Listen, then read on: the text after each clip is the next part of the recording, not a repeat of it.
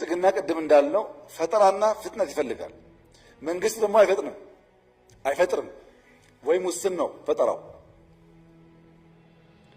ፈጠራና ፍጥነት ከሌለ ደግሞ ያ የምናስበው ፍትህ፣ ያ የምናስበው መዋቅራዊ ሽግግር ሊረጋገጥ አይችልም፣ መቀየር አለበት ብሎ የመደመር መንግስት ጉዳዩ የገበያና የፕራይቬት ሴክተርና የመንግስት ሳይሆን የስርዓት ስብራት ነው ይላል። ሲስተሚክ ፌሊየር ነው ይላል። ለምሳሌ አብዮታዊ ዴሞክራሲ ተራማጅ የፖለቲካ ልሂቃንና የኢኮኖሚ ልሂቃንን በኩል አይን ያያይ።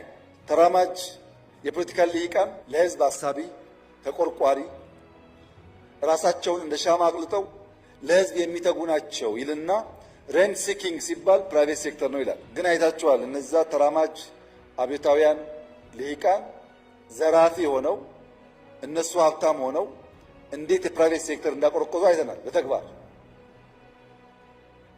ያ የተዛባ ምልከታ እነዛን ተራማጅ የፖለቲካ ልሂቃን ንጹህ ብፁዕ አድርጎ የማሰብና የኢኮኖሚ ልሂቃን ደግሞ የሬንት ሲኪንግ ምንጭ ናቸው ብሎ ማሰብ ኢትዮጵያ ውስጥ ተሞክሮ አከሰረ። ስለዚህ ምን አለኛ መንግስት የነጠረ የታወቀ ሚና የሚጫወትበት፣ መንግስት ከፕራይቬት፣ መንግስት ከህዝብ፣ መንግስት ከአጋር ድርጅቶች ተቀናጅቶ የሚሰራበት የመደመራዊ ፈጠራና ፍጥነት ያስፈልጋል። ያ ነው ሁለንተናዊ ብልጽግና የሚያመጣው። ለምሳሌ ፓብሊክ ፕራይቬት ፓርትነርሺፕ ኢትዮጵያ ውስጥ የገበታ ፕሮጀክቶች ጎርጎራ፣ ወንጪ ምናምን ላቸውን ሰርቷል። ምንም አጋንኛ አይደለም። እስካሁን በዞርኩበት ዓለም ጎርጎራን የሚያክል ጥራትም ግዝፈትም ያለው ሪዞርት አይቻልም። ያዋጣል ማለት ነው ይሄ ትብብር። ሁለተኛ በመንግስትና በህዝብ ያለ ትብብር። ለምሳሌ አረንጓዴ አሻራ ብዙ ጊዜ ብየዋለሁ። 48 ቢሊዮን ዶላር ህዝብና መንግስት ባይተባበሩ ይቻል ነበር? ፕራይቬት ሴክተር ያደርገዋል? ይሄን መንግስት ብቻውን ያደርገዋል? አንችልም። መንግስትና ህዝብ ለጋራ ዓላማ አብረው ሲቆሙ አሳኩት።